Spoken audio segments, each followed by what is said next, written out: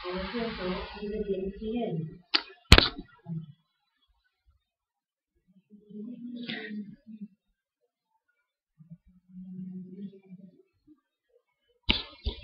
Assalamualaikum warahmatullahi ta'ala wabarakatuh. Okay, pada hari ini saya nak share macam mana kita nak menggunakan webinar yang kita akan gunakan seterusnya selepas ini. Okay, ini adalah panduan untuk mereka yang buat sharing, sama ada sharing testimoni kejayaan ataupun sharing testimoni produk. Okey. Jika tuan-tuan puan-puan yang telah dipanggil untuk share testimoni, okey, tuan-tuan akan mendapat paparan seperti begini. Ini sebagai contohnya lah. Okey, dan pastikan di attendees ni nama tuan-tuan ada tanda kotak di bawah dan juga tanda yang ni. Itu menunjukkan anda adalah menjadi speaker time tu. Okay. Bagaimana kita nak bermula untuk buat present? Okay.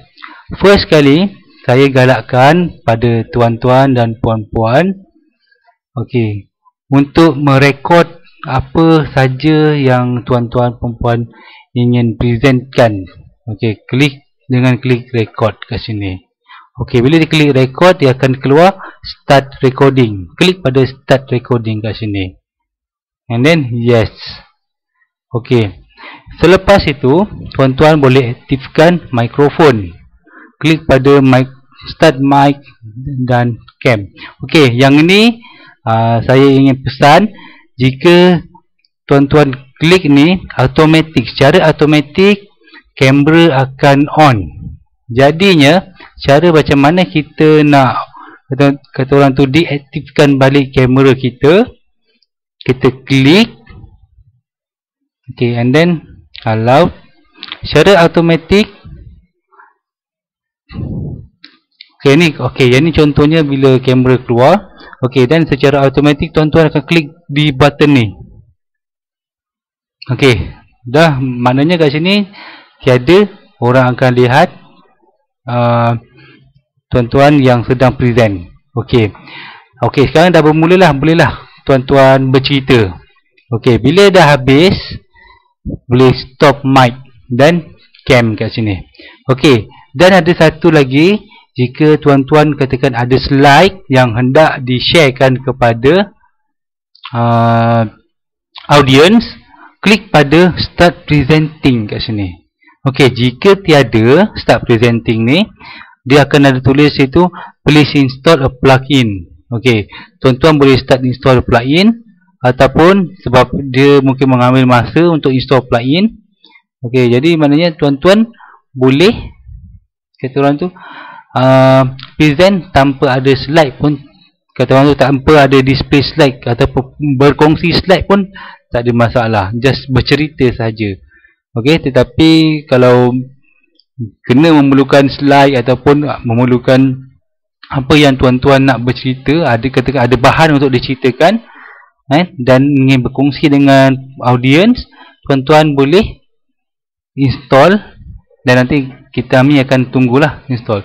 Okey, jika dah habis install, klik pada start presenting. Okey, pilih pada full screen. Okey, limit bandwidth biar dia default, and then klik pada start screen sharing. Okay, and then kita akan loading. Okay, ditulis sini you are currently sharing full screen with your audience. Minimize this window to get started. Jadi kita kena minimizekan window ni dulu. Okay, bila kita dah minimize, okay, secara automatik kita dah boleh share. Jadi tuan-tuan boleh buka lah tuan-tuan punya file, contohnya file yang ni, and then okay, kita boleh start lah present. Kita just bercakap saja.